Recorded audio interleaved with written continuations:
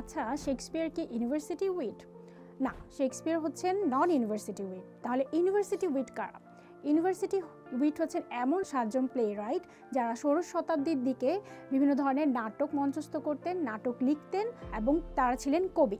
ষোড়শ শতাব্দীতে ক্যামব্রিজ এবং অক্সফোর্ড বিশ্ববিদ্যালয়ে পড়াশোনা করতেন এরকম 7জন কবি সাহিত্যিককে বলা হয় হচ্ছে ইউনিভার্সিটি উইট। এই 7জন কবি সাহিত্যিক হলেন Christopher Marlowe, Thomas Kyd, Thomas Lodge, Thomas Nashe, George Peele, John Lyly and Robert Greene. আচ্ছা, এই নামগুলো তো একটু কঠিন, পরীক্ষার হলে তো নামগুলো আমাদের মনে থাকবে না। তাহলে এই নামগুলো মনে রাখার জন্য আমরা একটা শর্টকাট টেকনিক ইউজ করব।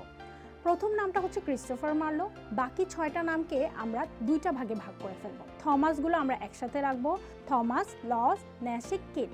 আর বাকি যে 3টা নাম থাকবে সেই 3টা নাম থেকে আমরা আবার একটা নাম বানাবো, যেমন গ্রিন, লিলি, পিলি। যখন আমরা পরীক্ষার হলে অপশনে এগুলো দেখব তখন আমরা ইজিলি এগুলো মনে করতে পারবো আর সঠিক অ্যান্সারটা দাগাতে পারবো। 18 শতাব্দীর দিকে রানী এলিজাবেথের সামনে প্রথম মঞ্চস্থ নাটক হচ্ছে দ্য গরবাডক। আর এই দ্য গরবাডক নাটকটি মঞ্চস্থ হয় এই 7জন উইটসের মাধ্যমে, যদিও এই নাটকের লেখক কিন্তু এই 7জনের একজন নয়। এই নাটকের লেখক হচ্ছেন থমাস নর্টন অ্যান্ড থমাস সেক্লিফ।